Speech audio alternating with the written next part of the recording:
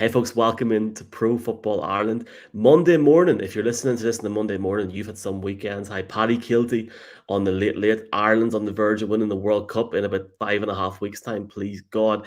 And we've got through the second week of the NFL season. I love how energetic we all are, presented by 888 Sport, the official betting partner of the NFL in Ireland and the UK. The Ireland? We're recording this pre-Sunday Night Football, so if we do say stuff like that, don't worry. First off, happy Monday to everybody. I'll welcome in Michaela. First off, Michaela, great to see you again. Great to have the NFL back this weekend again.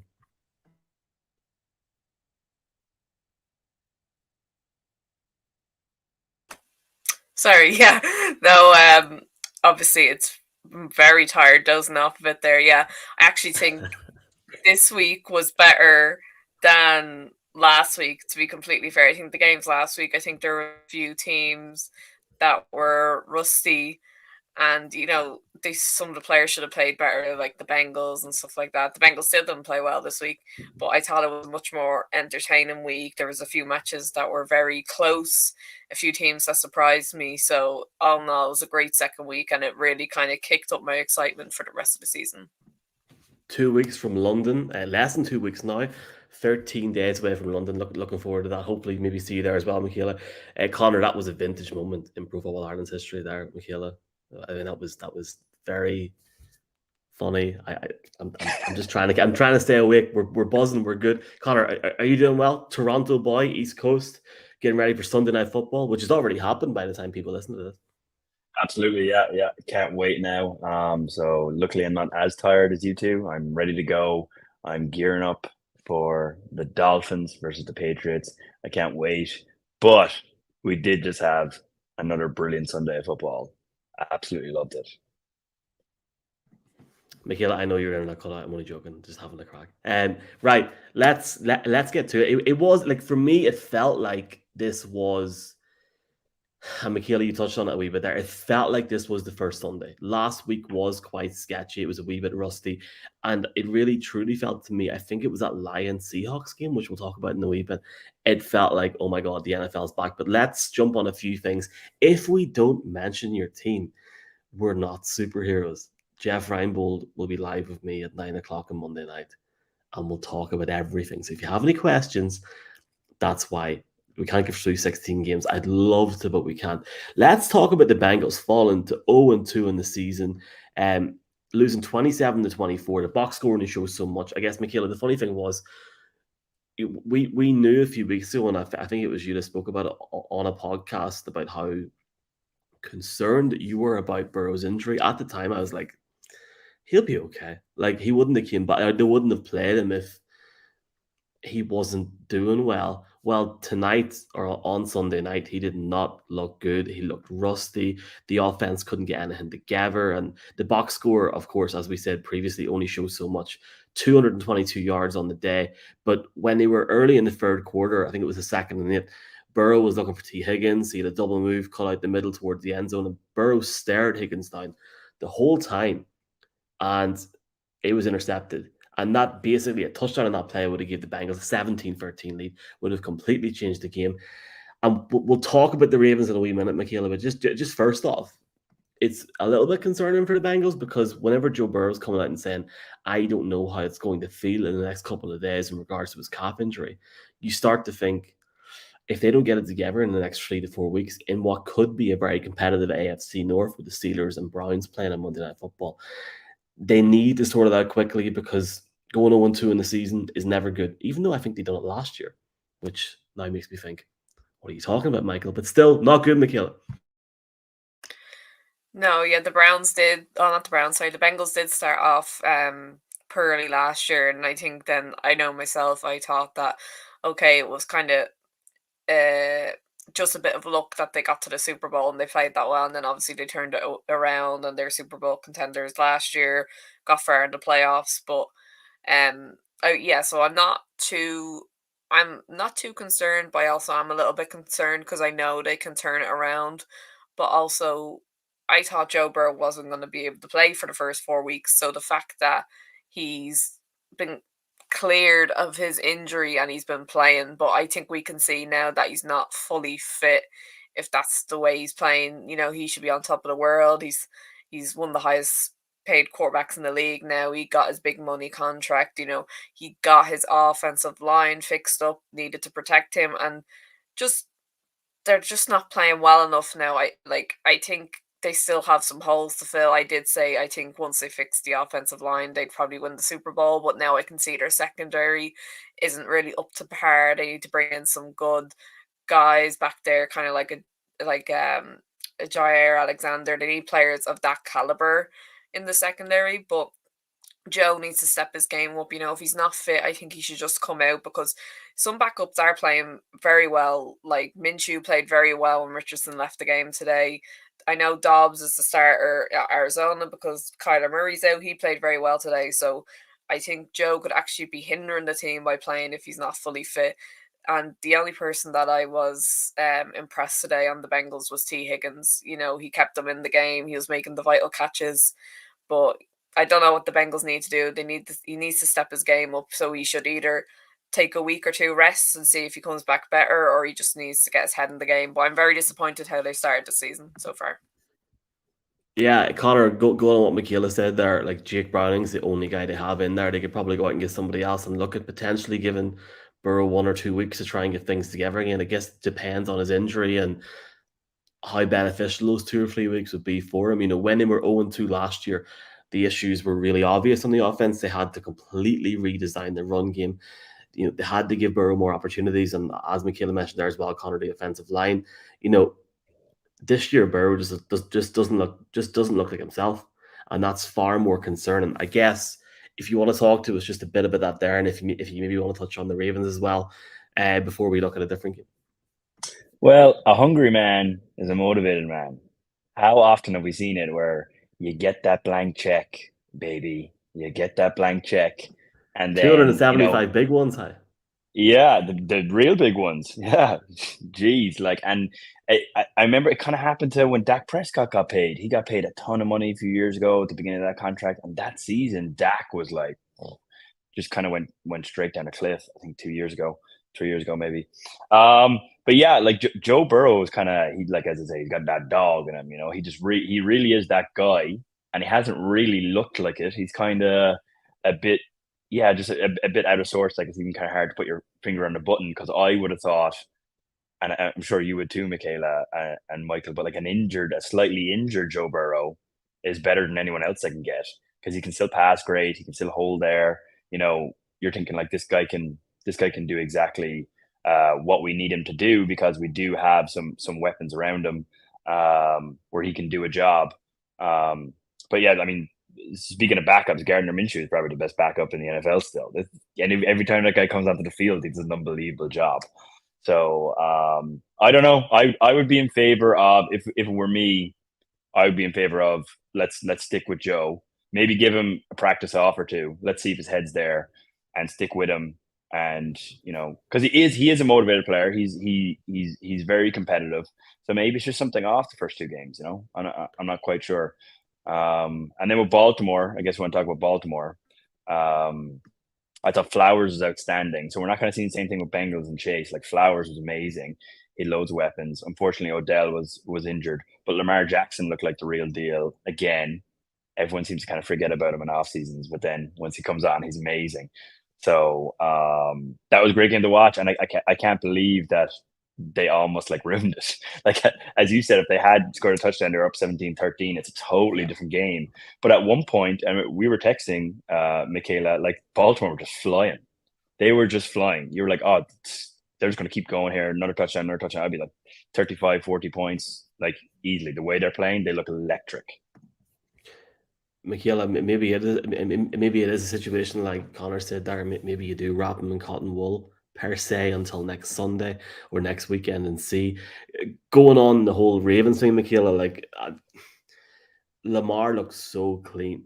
Just every play looked great. Like, even the stats aren't great collectively, but collectively they had, I think, 150 yards rush between Edwards, Jackson, and Hill themselves. So when Odell goes out, when you've got Aguilar and Zay Flowers that can compensate, even when Mark Andrews comes back after not being in week 1, you've got that defense there. Ravens look good, and the Ravens look like a team that are going to be in contention for a spot in the playoffs, whether that's at the AFC North or the wild card come the end of the year. 2-0 to start the season, and at least one team in their division is most likely, barring some sort of overtime miracle, going to lose tomorrow night in Pittsburgh. The Bengals really need, I think, the Browns to lose to the Steelers later on, because, it's really bad for the Bengals to lose to two division rivals. It's probably one of the strongest divisions in the NFL, with probably top 5 quarterbacks at each team, except for the Steelers. They have Deshaun Watson at the Browns, they have Joe Burrow at the Bengals, they have Lamar Jackson. So he's really up against it. So he needs the Steelers, and the Bengals need the Steelers to do them a favor and to beat the Browns. But I'm really impressed how the Ravens play. I never really rate the Ravens very highly because I think Lamar Jackson is a bit injury prone.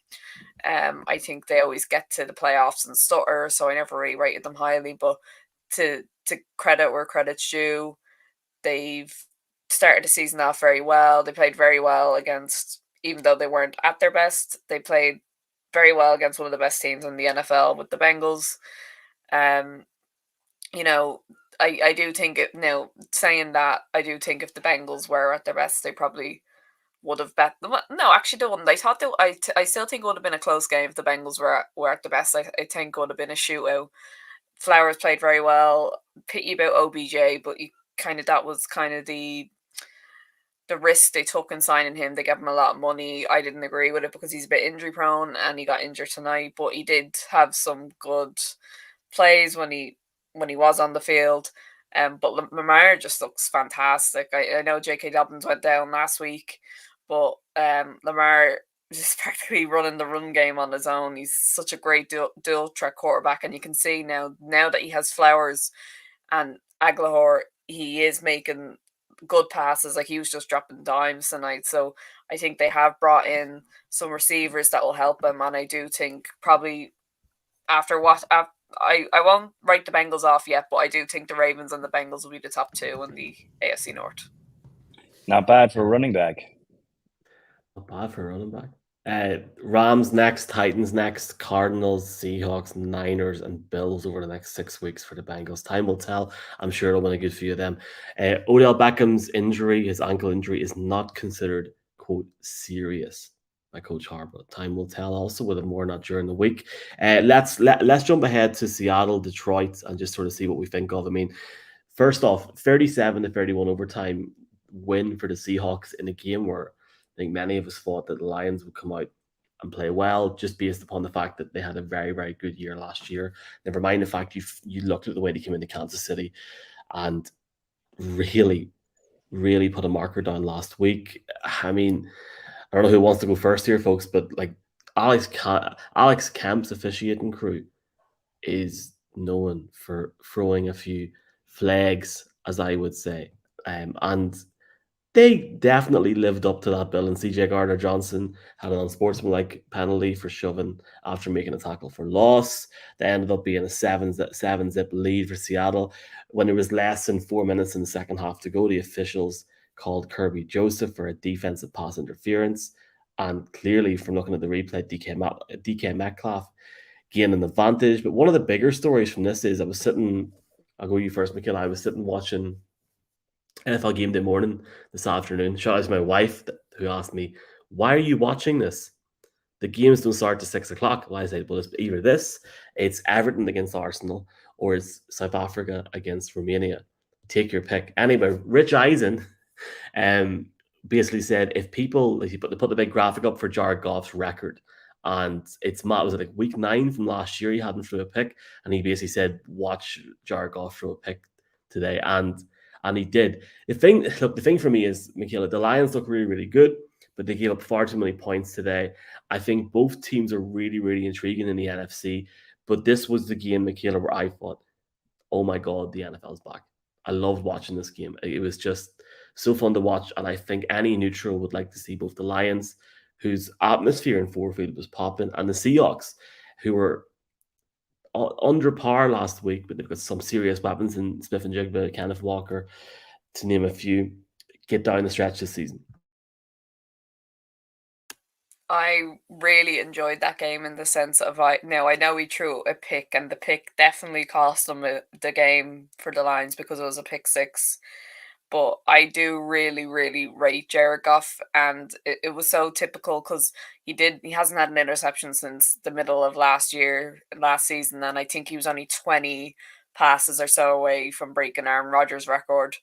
But I was watching some of the passes he was making, and I just thought up the he was just unbelievable. I was just cheering him on, and I was thinking to myself, if I didn't support the Eagles and I had to pick a team, I would support the Lions because there's just something about them. There's something about the head coach, and I like the kind of chip on the shoulder that Jared Goff has because he was the first overall pick.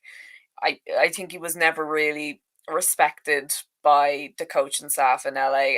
I don't think Sean McVay kind of had that much confidence in him, but I think now he's at Detroit and I don't think people expected much from him.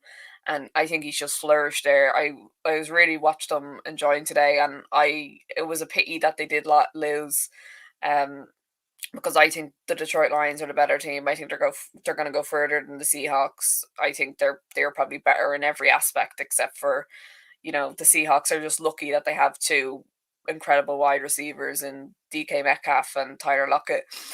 But one play that sticks out to me from that game is just Geno Smith dropping back out of the pocket, and I think he drops an extra 20 yards back and he gets sacked. And even Oh the my commentators are like, goodness. "You can't do that. Just throw it away." I think Geno's a good kind of filler quarterback for now for the next couple of years until they can get someone either in free agency or the draft. But I think Jared Goff is going to stick around in Detroit for a while, and it was also a sellout game as well at Ford Field today. So I think the city is coming together. It was a bad loss today, but it was a flip of a coin. It was never if you weren't going to put either of them in a bet. I didn't touch them in the bet because I knew it was going to be close and I knew there wasn't a certain winner. But I do think going forward, just judging off the quarterback play, the Lions are going to go a lot further than the Seahawks, and I think Jared Goff is easily a top 10 quarterback in the league. Yeah, presented by 88 Sport. Just going to fire that in 18 plus be gamble aware or gamblingcare.ie, which I found last night on television. Connor, two things just based on what Michaela said. I'm going to whisper it. First one, actually, no, I'll keep it to the second one. First off, the Seahawks, for that play that Michaela mentioned with Geno Smith, and it was atrocious. And I was like, what is going on here? The atmosphere from the crowd was sensational whenever that happened. But for a team like the Seahawks, where you feel like they need to take another step up, they have got some serious talent. Kenneth Walker is unreal. DK, Tyler, Noah Fant is a former Broncos lad here as well. Smith and Jigma, to say the least, as well on the offense. That's one thing. I think they could go. I think the Seahawks go to the playoffs. I'm just going to put it out there now. But let's whisper it. Is Jared Goff an elite quarterback? Is Jared Goff an elite quarterback? He could be elite soon enough. Could be.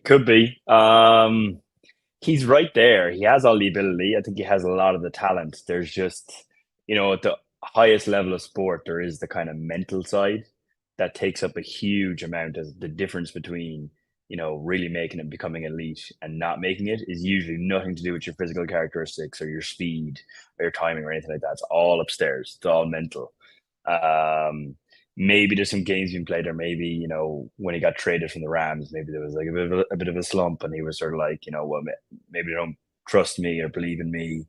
Obviously, he comes out and says, well, I'm going to be that guy. I'm part of this organization. Can't wait. Detroit fans are amazing, etc., etc. I don't know. I don't know is the answer. I'd love to guess and give you some odds on it, but I really don't know. Time will tell. Time will tell, Mr. Goff. But it was an exciting game. I honestly thought, because I was trying to add up a little parlay earlier, I honestly thought this was a trap game for Detroit.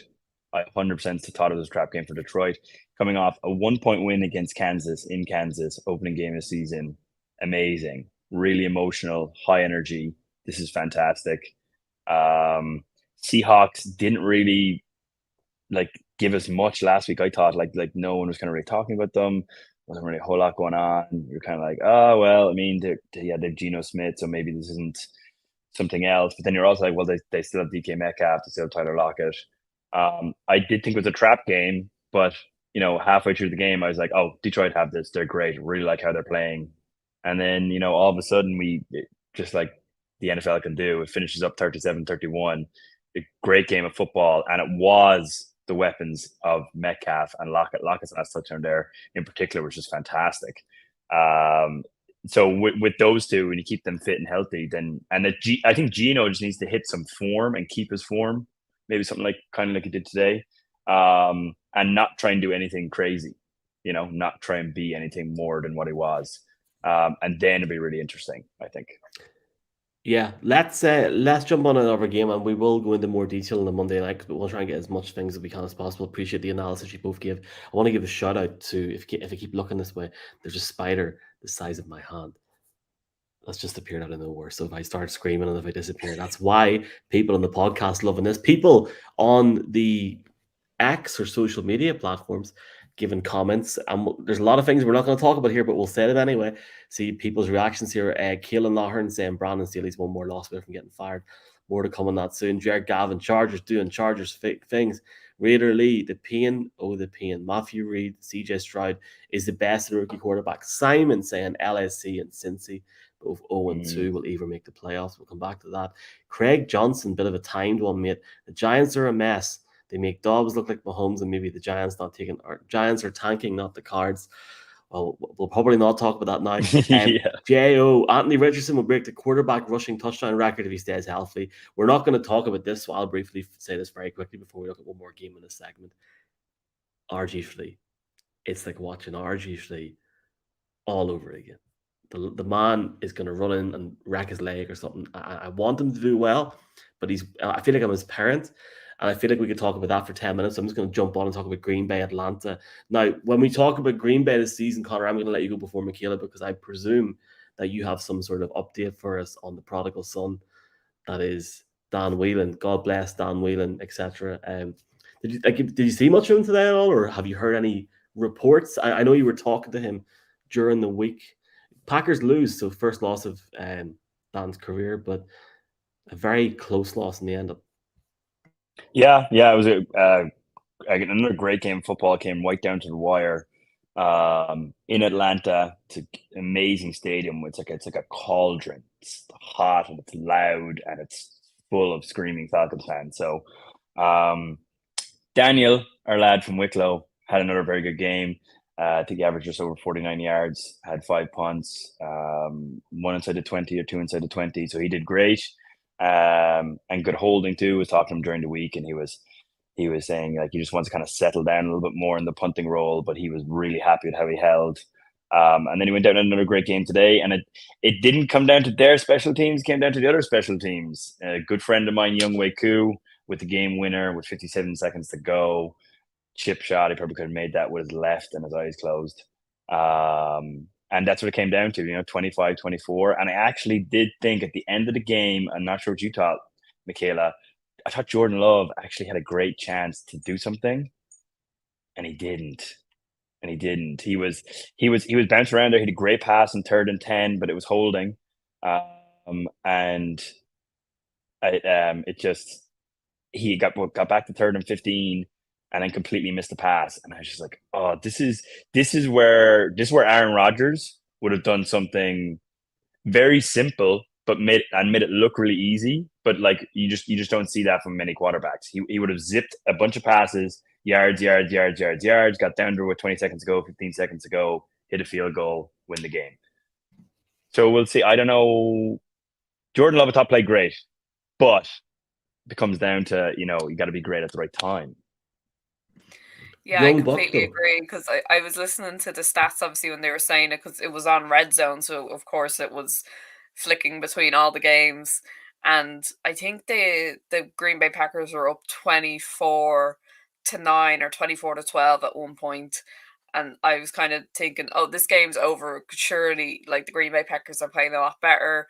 Love had 3 passing touchdowns, so it was I kind of writ the Atlanta Falcons off, but you're completely right in what you're saying. I think Love had like 50 seconds left of the game to just get the ball in the field goal range, and for them to have a kick a field goal, and they would have won the game. They're only a point behind, and like you said, you have to show that he's played great. Obviously, he had the highest quarterback rating last week, but it's those moments that are important. It's those moments that you need a Josh Allen and a Joe Burrow.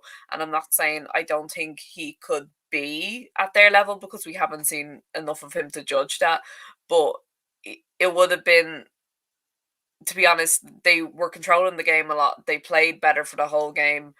They should have won the game. So it was that moment. He just needed to be great for another 50 seconds, just complete a number of consecutive passes, just get them in the field goal range, and they would have won the game. But he didn't. But, it's only his second game starting, so we won't be too harsh on him. But the Falcons aren't the best team, and neither were the Chicago Bears. So if the Packers want to actually do well, it's those moments where love needs to shine and the team need to come together and just get the game done and just win the game for them to go far this season. Absolutely, from both of you. Hashtag Wheel and Watch. I feel like there's Falcons fans, there's Packers fans in Ireland, so I'll just wrap this up by two different factors. First off, how good do the Falcons look, folks, in comparison to what they were 18 months ago? I remember watching the Falcons in London going like, Falcons in London, all right, I'll get in the plane, why not? Now it's like, I look like Desmond Ridder looks interesting to watch. You've got Bijan Robinson over 120 yards on the day. Tyler Algier had nearly 50 as well. And Cordarrelle Patterson isn't even on the team at the minute because he's injured. And then you look at the Packers, and Jordan Love had such an interesting game where he showed moments of brilliance, like you both said. Guys like Wicks and Jalen Reed, Romeo Doubs, guys we're going to see really come into themselves with Jordan Love over the next few weeks. So for me, there's so much youthful talent in this league. And certainly, I don't think Packers fans will be down this Monday morning. They might be down in the way that they lost the game, but as a Broncos fan / Steelers fan, if people want to start taking the mick out of me, I think the Packers are in a pretty good position. And we're going to round up the podcast segment at 27 minutes in because I'll remember that number 27 when I'm editing. If you're on the video, we don't need to do anything. But we'll be back on the next podcast segment, Pro Football Ireland, Monday Morning Football. Okay, Pro Football Ireland, Monday Morning Football. Michael McQuaid, Michaela Fagan, Mr. Conor Mangan also joining us pre-Sunday Night Football. Is anybody going to sing the Sunday Night Football theme song? No, we'll just go straight into it. No, it's like Faith Hill, isn't it? Oh, I can't do that. It's not Carrie Kelly Underwood. Clarkson. It's your woman that won American Idol back in the day. Carrie Underwood. Carrie Underwood, yeah. I can't do country, Michael, and I particularly can't do country at 1 a.m. Irish time. Well, it's only 7:47 Eastern. Anyway, let's jump into the first segment in this. Happy Monday morning to everyone watching / listening. Presented by 888 Sport, the official betting partner of the NFL in Ireland and the UK. I said in the previous podcast segment, there's a spider beside me, and it's coming towards my leg. So if we don't get through this segment, that is why. Talking about things people might not get through in terms of going into a flex of a conversation here. Brandon Staley may not get through the next week in Los Angeles. Now, the Chargers chargered big time, and that's the best way to describe it. However, Michaela, I'll start off with you losing 27-24. The key for me is this Chargers team giving up 27 points when Brandon Staley is supposed to be classed as a defensive mastermind. Now, I'll rant for 30 seconds and I'll give you the floor here. But Brandon, there is a rumor going around on social media, on Twitter /X. There is a screenshot of an email saying that Staley is on his last legs in LA, and apparently he may lose his job either this week or next week. The Chargers defense allowed the Titans to score 27 points. It's the first time since week 11 last season that Tennessee scored more than 22 points in the game. I find that stat hard to believe for a start. In that time, since the Titans averaged 15 points per game, and you're looking at a team where Justin Herbert flew for over 300 yards, 2 touchdowns. The defense on the day let him down, and frankly, Michaela, that is at the fault of Mr. Brandon Staley. What was your thoughts on this game? Because it was an interesting game. It wasn't as fun as some of the games we talked about already, but if I'm a Chargers fan, I'm gutted 0-2.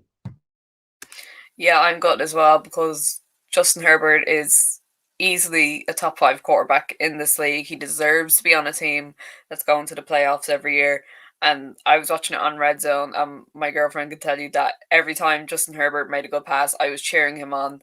That is not my team, but I just love, he's like a Joe Burrow.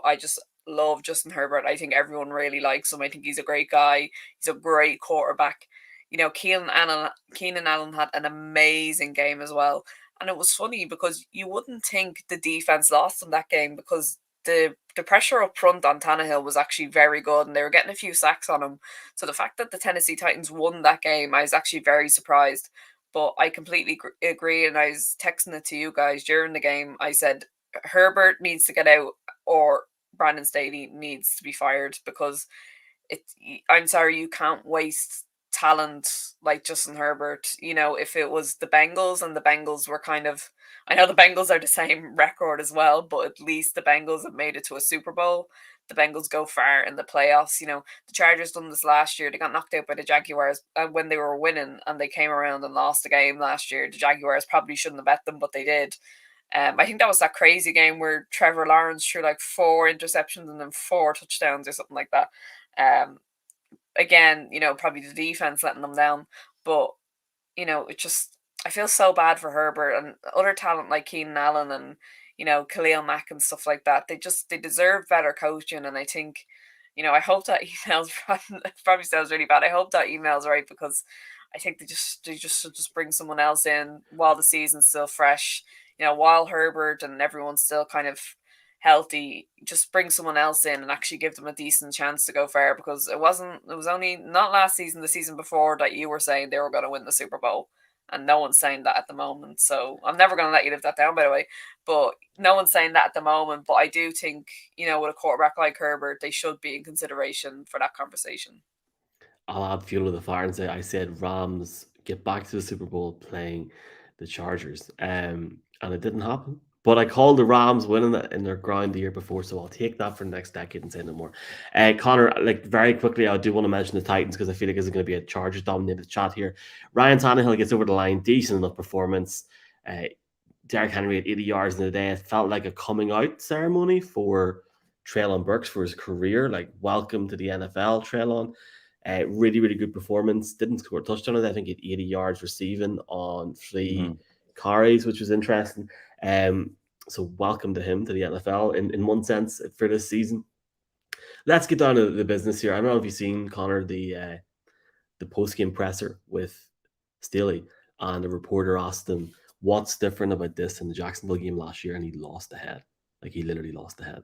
So I'm intrigued. I can take on board what Michaela said. I think we might be like a week early in terms of getting rid of him. I feel like 2 weeks in, it would be a wee bit unfair on him in the sense that, like, he needs a bit more time. It's a 17-game season, 18-week season.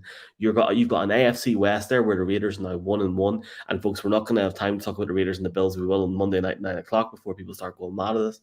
But the Raiders are 1-1. The Broncos are 0-2. They have a significant opportunity there to try and crawl back a bit in the West. They have not played Kansas City yet. Kansas City are a great team, but they're still a wee bit rusty on the injury front. Travis Kelce did not look the full shilling, but they still got the job done in Jacksonville. But for me, Connor, they play the Vikings next week, and that's 2-0-2 teams. That is a huge game. I was taking the mick out of it online, calling it like WrestleMania once in a lifetime, but it's serious because the Vikings need to win, and by God, the Chargers need to win. And that game is in Minnesota. It's going to be electric next Sunday. And I feel, for me, if Staley was to go 0-3, that has to be it. Now, we're not going to preview the game per se, Connor, but just your thoughts on that performance from the Chargers and any Titan stuff as well that you have. Yeah, I think when you have someone like Derrick Henry, who looks like Derrick Henry, runs like Derrick Henry, is insanely talented like Derrick Henry, you always kind of have a chance. And Tannehill, although probably past his peak, is very accurate too. But the Chargers remind me of if you're on your way to a really special date, or maybe it's work or something, and you have to get there on time. You absolutely have to get there on time. And you go out and you see a massive traffic jam and you're like, oh no, I'm never going to make it on time. I'll take this shortcut. And you know in your head the shortcut's actually going to be longer than the way you were going, but you just don't want to sit in traffic. Like, the Chargers remind me of a team like where I think they should win, but they're definitely not going to win. Like, I think I'm going to make it to this date and time. I think I'm going to make it to work on time, but I'm definitely not going to make it to work on time. And the Chargers, just I look at them and all I see, kind of like probably you too, Michaela, all I see is Justin Herbert. And the rest of them, I just don't feel like they're pulling their weight for whatever reason, or just don't have the belief, or just don't have the mental capacity to get through it. And then I look at the Titans and I'm like, yeah, just give the ball to Derrick Henry. There you go. Like, job done. What's the option for the Chargers? I always felt like they were gonna, in that fourth quarter, they were gonna lose the game. Let's jump on because we have a few things to talk about. But I've enjoyed this analysis, and I will say that the first thing I thought of when he said about the different direction is like going from our Armagh to Cavan through the back roads when you go over the border. There are far too many entrances and roads that I didn't know existed that go over apparently a land border. If you agree with that or not, we're 35 minutes into the podcast. Don't hate me if you don't agree with me. It's all about a crack. Love you all. Right. Anyway, before I get in trouble here, Cardinals Giants. We need to talk about this, and this is only because I did not think come halftime we're going to talk about this. The Giants were down by 27 or something in the third quarter, or 21 or 27. I don't even know anymore. Anyway, the Giants were absolutely atrocious, Michaela, in the first half. 20 to zip down. Awful. Absolutely god awful against a team that, frankly, nobody thought would even get 20 points to the board, never mind win a game. Obviously Mark and Jason, people know by now, are big Cardinals fans. They've been very, very down in the team this year, and I don't think anybody expected them to win. I know you picked the Cardinals to win the game. You weren't that far off in the end, but for me, Michaela, it was a superb comeback. Daniel Jones done very, very well in the second half. We're still not sure what happened to Saquon at the end, but look, fair play to the Giants are coming back. They've got a big game Thursday night against the Niners, which I'm sure we'll talk about soon. And Cardinals, it was a weird game. Like, there's no point in saying it otherwise. I just don't see the Cardinals winning the game now. That was their one chance. I am actually so annoyed that they lost, because I was the only one out of the lot of us to pick the Cardinals, because I thought Washington would quick thing about Washington. I don't know how Washington are 2-0, but anyway, the Cardinals should have won tonight. You can score. I think they definitely had at least 14 unanswered points, and people were like, "Oh no, here we go again. The New York Giants, are they going to get shut out?" And the Cardinals were just battering them on every front, offense, defense. Josh Dobbs actually had great plays. He got his first running touchdown, I think, of his NFL career. He was making great passes, and I literally thought that game was finished once Arizona got to a certain number of points. I thought there was no way the New York Giants came back, and not gonna lie, I dozed off. I woke up and it was 28 all, and I was just kind of like, oh my Jesus, because I jinxed them. I think I jinxed them, because I sent it into our chat and I said, "Oh, looks like I was right picking the Cardinals," and then the Cardinals go ahead and lose by 3 points. If anything, I'd be upset as both fan bases, because the Cardinals probably realistically should have bet Washington last week, and they should have bet the New York Giants this week. They could easily be 1-1 or at least 2-0. But instead they're 0-2 because they just can't finish out the games.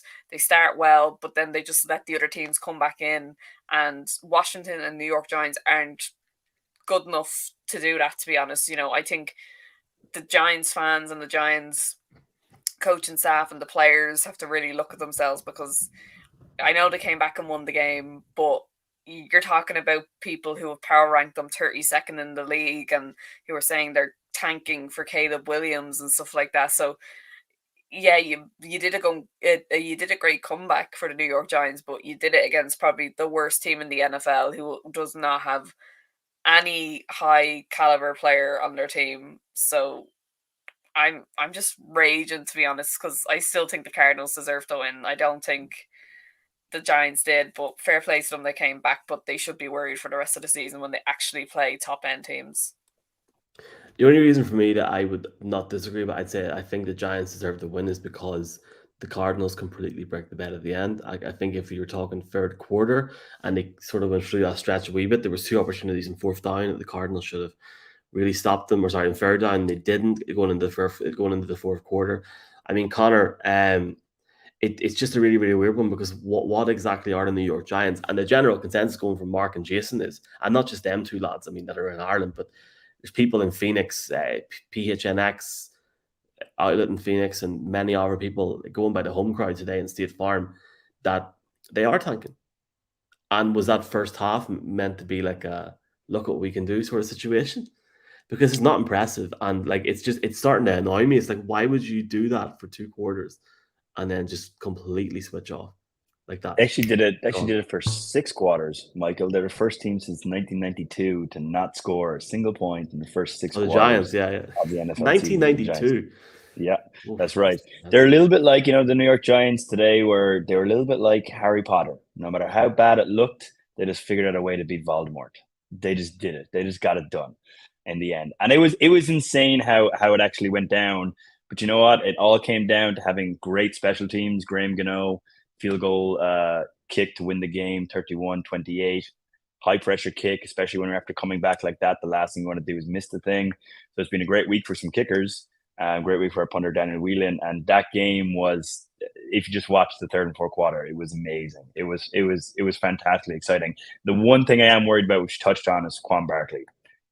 Definitely worried about him. He was limping off. He did not look great. Could just be a really bad dead leg. I have no idea. I haven't seen anything. But that would be my absolute biggest worry, because the last thing you want to do is depend on Daniel Jones. Let's talk about this game, and then we will do an AOB where people can shout out their one topic. So we feel like we've mentioned as many teams as possible. If we've missed your team, live at 9, Monday evening, Jeff Reinbold. I feel acid reflux, so I'm going to start talking again properly. Rams-Niners was a really, really cool game because I thought that, I said it on the previous show and I said it on the podcast, I think last week as well, Michaela, a very impressive performance by the Rams in week 1, a team that many analysts thought were tanking, both financially and on, just on the way that they played in the field. Went into Seattle last week and had a very, very good performance. And for most of the game today, they backed it up. They looked like a team that could be competitive this year. Look, the Niners are on a different level. They go 2-0, but when you've got Kyron Williams again starting to be that guy for the Rams that can sort of be that bell cow running back, and when you got Puka Nacua and Tutu, Puka especially, looking so good on the offense. Amazing. Unreal. And I've got the as I multitask and as I talk, you almost think, where is Cooper Kupp? You don't need him at the minute. Most receptions through the first 2 career games in NFL history, Puka Nacua. Of all time, not one of these made up statistics. That's of all time, which is amazing. And I couldn't even pronounce his name last week. Michaela, the Niners look unreal. They've got the Giants and Thursday Night Football, which we'll talk about in a few days. Enjoyable game, and Levi South never fails to live up to the bill in SoFi. Yeah, to be honest, I was kind of low on the Rams at the start of the season. And when you think about it, it's kind of like, why would you be? They're recent Super Bowl winners. They have one of the best receivers in the league. They have Cooper Kupp. They have a top 10 quarterback in Stafford. They have one of the best coaching staffs. So it's kind of odd how bad they were last season. I know Stafford suffered an injury and kind of people just wrote them off since. So, but Stafford's back. They have their starting quarterback back who won them a Super Bowl ring. So maybe I should reevaluate myself and be, why was I so low on these guys?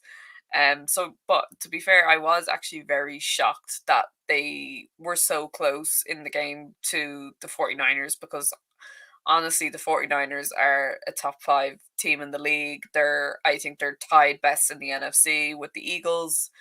I wouldn't be surprised if they were in the Super Bowl this year.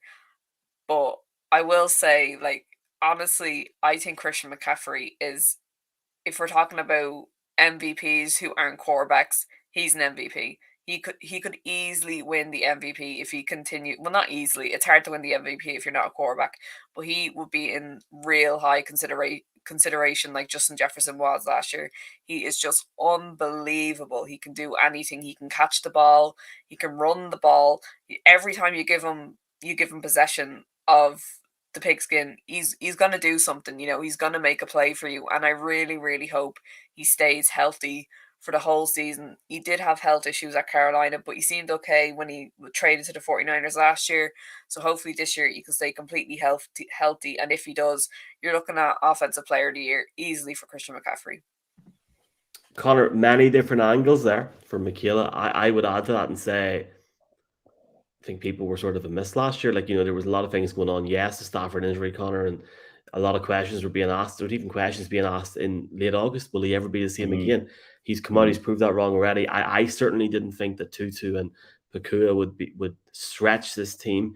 Sean McVay has got a team there financially. 2024 is very interesting for them. I think the Cowboys might be up there with the Niners. I'm just going to put that out there. But the Niners look so special, man, don't they? They look so good. Mr. McQuaid, I was going to say the same thing. I was going to say, I also think we just go back to the start. I think the Rams definitely arrived. The Rams definitely arrived. Michaela, you're absolutely bang on. Did not expect them to be in this game against San Francisco. When you look what San Francisco have, Deebo Samuel, Christian McCaffrey is probably, top 3, top 5 players in the NFL, like throughout. Like there's him, there's DK Metcalf, there's a few quarterbacks, but like he's always up there. He's absolutely amazing. Just class to watch. And I thought the Rams just came up against that and did really, really well. And they really put it to them. So at one point I was like, okay, here comes San Francisco again. They're going to blow through a massive lead. Rams aren't going to go be here. And then all of a sudden we're like a 1-score game. It finished up 30-23, and you're like, geez, Rams are like right there the whole way. And also the Cowboys look outstanding. Their defense is there, same as San Francisco, excellent defense. They got loads of weapons. Dak Prescott's actually playing great. They always, for me, the Dallas Cowboys last few seasons are kind of like what the Chargers have been. They're kind of that team that you're like, yeah, like they have a lot of talent, but why aren't they winning? Like, why can't they get to a fourth quarter and be like, you know what, we're going to win this thing no matter what it takes. We're going to get into this game, and whatever you are, O-line, D-line, whoever it is, special teams, we're going to win this game. I just never saw that from the Cowboys with these first 2 games. They look absolutely electric, and frankly, they kind of look a little bit unbeatable. Oh, he said it. He said it. Right. Let's just say it right now. We'll talk about more Monday night, 9:00. Well, tonight, 9:00, because it's Monday, in case you're sitting in your car going to work going, Jesus, what day, what time it is. It's Monday, the 18th of September. And a warm welcome to everyone listening to this. Appreciate your support, folks. Please like, share, subscribe, all the good stuff. AOB to finish off. I was going to make 1 point. Just AOB, any other business or anything that we haven't mentioned that we should mention. Firstly, this recording started before the Broncos game ended. So just to let you both know that the Broncos were down 35-27. There was a Hail Mary from the 40-yard line of the Broncos. The Broncos got the touchdown to hit off 3 guys, and the guy catched it in the end zone. And I've got his name in front of me. And then they missed the 2-point conversion to go to overtime. I just have to say that, fandom aside, it's like the Accrington Stanley manager, that meme where it's like, I'm just slowly falling out of love with football. I just don't care anymore. I've got to that point now where I'm like, that's how I feel. And secondly, because people will be onto us if we don't mention this, yes, the Cowboys are class. They are class. But so are the Buffalo Bills.